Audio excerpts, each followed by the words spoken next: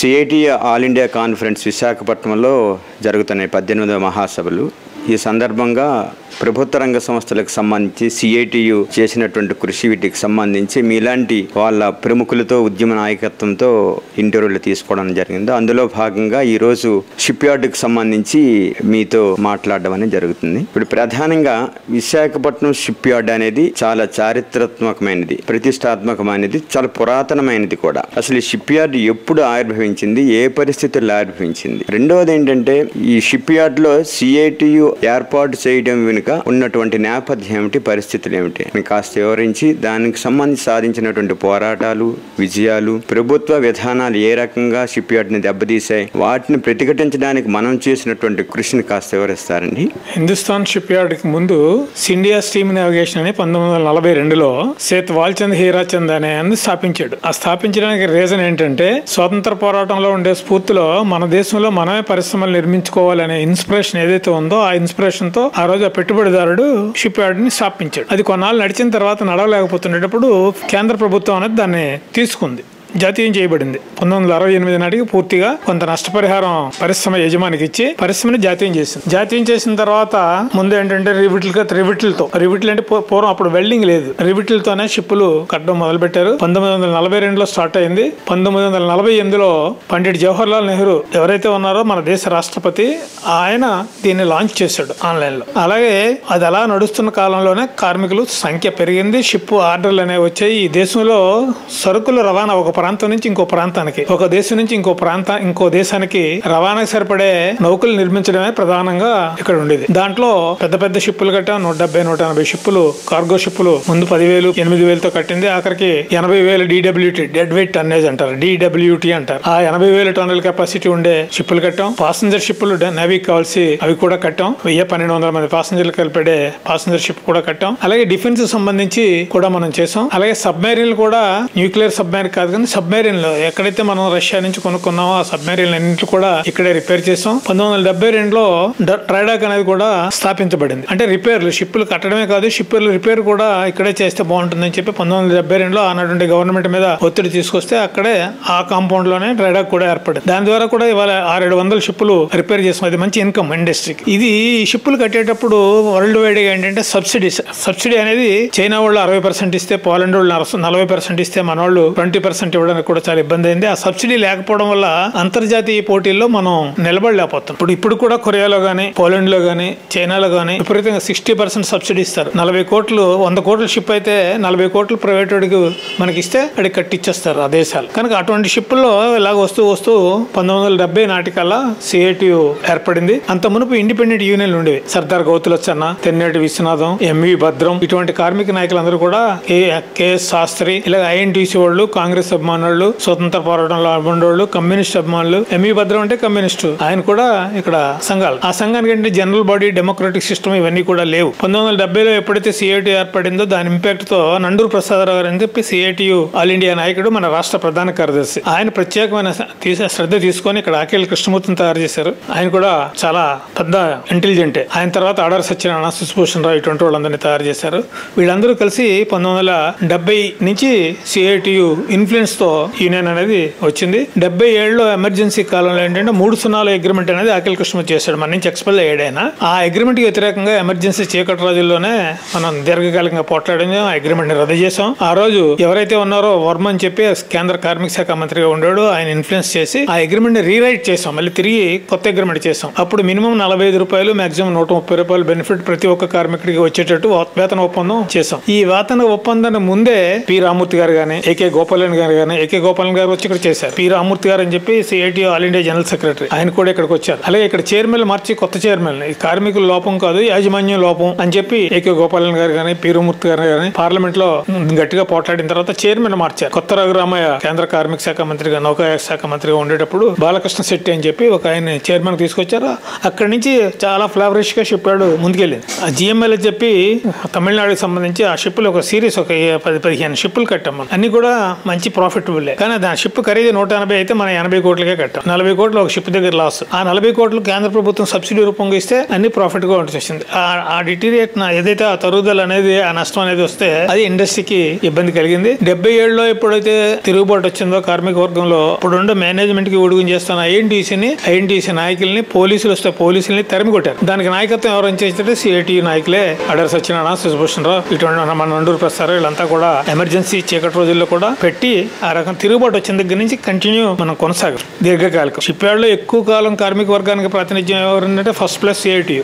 నేను కూడా ఆ సిఐటి నుంచే వర్కర్ గా ఉండి, వర్కర్ నుంచి అలా కొస వరకు కూడా అన్ని స్థానాల్లో కూడా పనిచేసిన డెడికేటెడ్ గా సిఐటియు నేర్పింది ఆ క్రమశిక్షణ, యాజమాన్యంతో ఎలా పోట్లాడాలని. నేను కూడా ఒక 7 నెలలు సస్పెండ్ అయ్యాను. ఒక 20-30 సార్లు ఛార్జ్ షీట్లు వచ్చాయి, ఇంక్రిమెంట్లు కట్ అయ్యాయి. అయినా సరే మనం మేనేజ్మెంట్ కి వ్యతిరేకంగా పోట్లాడడంలో కాంప్రమైజ్ లేకుండా సిఐటి ఇచ్చిన గైడ్ లైన్స్ ప్రకారం విశాఖపట్నంలో ఓల్డెస్ట్ పబ్లిక్ సెక్టర్ ఏదైనా ఉంది అంటే, పెద్ద పరిశ్రమ ఏదైనా ఉందంటే అది హిందుస్థాన్ షిప్ యార్డ్. 8600 మంది కార్మికులు ఉండేవారు. ఈ రోజు దాన్ని ఈ ప్రభుత్వ విధానాల వల్ల, అది 1991 నుంచి ఏదైతే పివి నరసింహారావు సంస్కరణలు పెట్టాడో, నూతన ఆర్థిక పారిశ్రామిక విధానాలు, దాన్ని పెట్టుబడిదారులు అలాగే పరిశ్రమ యజమానులు బాగా వాడుకొని వర్క్ ఫోర్స్ అనేది అలా డిటీరియేట్ చేసి వాజ్పేయి గవర్నమెంట్ వచ్చిన తర్వాత మరి ఇంకా స్పీడ్ పెరిగింది. కార్మికులు రిటైన్ చేశారు. సుమారు 3500 మందిని వాలంటీర్ రిటైర్మెంట్ పంపారు. ఫ్రెష్ రిక్రూట్మెంట్ అనేది లేకుండా పోయింది. ఈ రోజు 1100 మందికి కార్మిక వర్గం కుదించబడింది. మనం బ్రహ్మాండమైన వేజ్ రివిజన్లు చేసాం. షిప్ యార్డ్ చరిత్రలో కార్మిక వర్గానికి 4 పైసలు టీ ఉండేది, 12 పైసలు కాఫీ, 70 పైసలు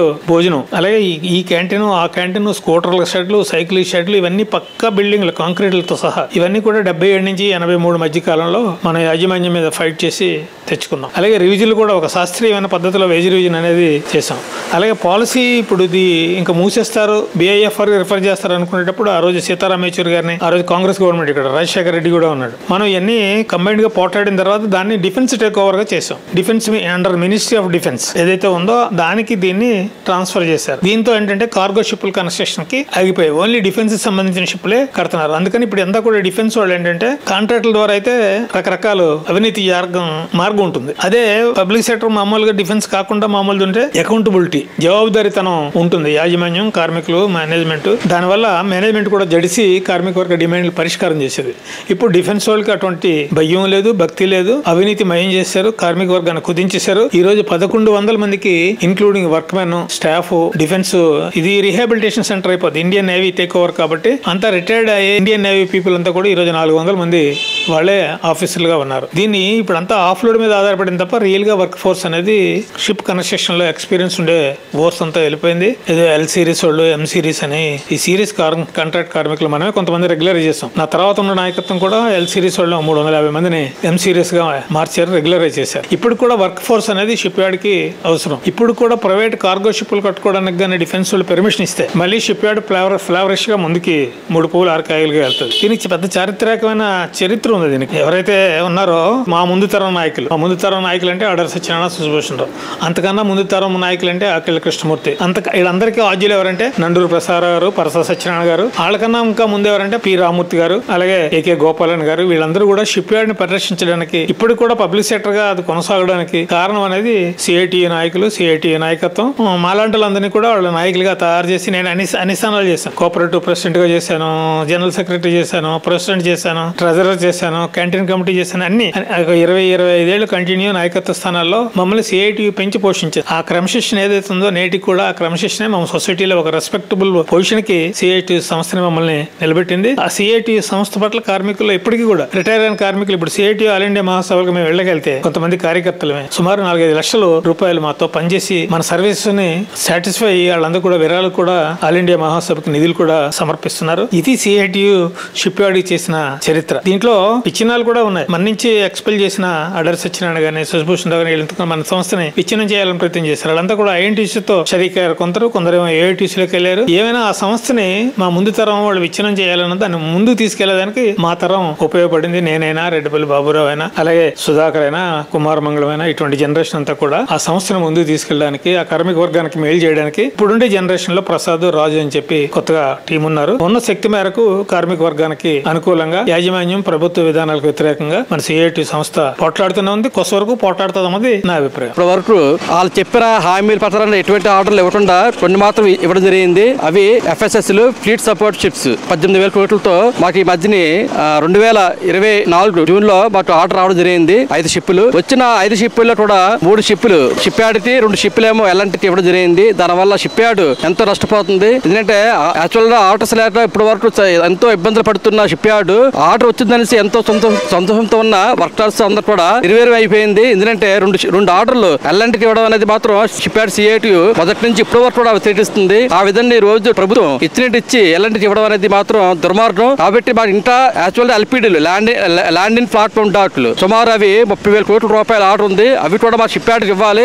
గతంలో కూడా అవి మాకు ఇస్తామని గవర్నమెంట్ హామీ ఇచ్చింది. ఆ విధంగా ఈ రోజు 4 LPDలు కూడా గవర్నమెంట్ ఆఫ్ ఇండియా పెట్టాలని నిర్ణయించుకుంది. ఆ విధంగా 4 LPDలు కూడా 30,000 కోట్ల ఆర్డర్ కూడా మా షిప్ యార్డ్కి ఇవ్వాలని మేము ప్రధానంగా డిమాండ్ చేస్తున్నాం. అదే విధంగా భవిష్యత్తులో మన దేశానికి కావాల్సిన షిప్లు అంటే షిప్ ఇన్ఫర్మేషన్ ఆఫ్ ఇండియా అవ్వచ్చు, డ్రెడ్జర్లు అవ్వచ్చు, కార్గో షిప్లు అవ్వచ్చు, వార్ షిప్లు అవ్వచ్చు, ఎనీ టైప్ ఆఫ్ షిప్లు సుమారు 1000 షిప్లు కావాలి ఈ దేశానికి. ఆ 1000 షిప్లు కూడా హిందుస్థాన్ షిప్ యార్డ్ లో పరిగణలో తీసుకుని 1000 షిప్లు కొన్ని షిప్లు మాకు ఇవ్వాలని కూడా మేము డిమాండ్ చేస్తున్నాము. అదే విధంగా ప్రధానంగా ఈ రోజు ఏదైతే LPG 91 లోని లిబరేషన్, ప్రైవేటైజేషన్, లోపలేషన్ వచ్చిన తర్వాత దాని ప్రభావం అనేది షిప్ యార్డ్ మీద పడింది. ఎందుకంటే కాంట్రాక్ట్ ఎంప్లాయ్మెంట్ విపరీతంగా పెరిగిపోయింది, పర్మనెంట్ ఎంప్లాయ్మెంట్ తగ్గిపోయింది. ఒకప్పుడు షిప్ యార్డ్ లో 10,000 మంది పనిచేసేవారు. ఈ రోజు షిప్ యార్డ్ లో permanent employees, staff and work తెలుపుకొని 690 మంది పనిచేస్తున్నారు. అలాగే కాంట్రాక్ట్ ఎంప్లాయీస్ 3,000 మంది పైన పనిచేస్తున్నారు. ఆ విధంగా 91 LPG ఫార్ములా ఏదో ఉందో గవర్నమెంట్ అది షిప్ యార్డ్ ప్రభావం మీద ఎంతో పడింది. కాబట్టి భవిష్యత్తులోని ఈ ఆర్డర్స్ రాని భవిష్యత్తులో వచ్చిన ఆర్డర్స్ వల్ల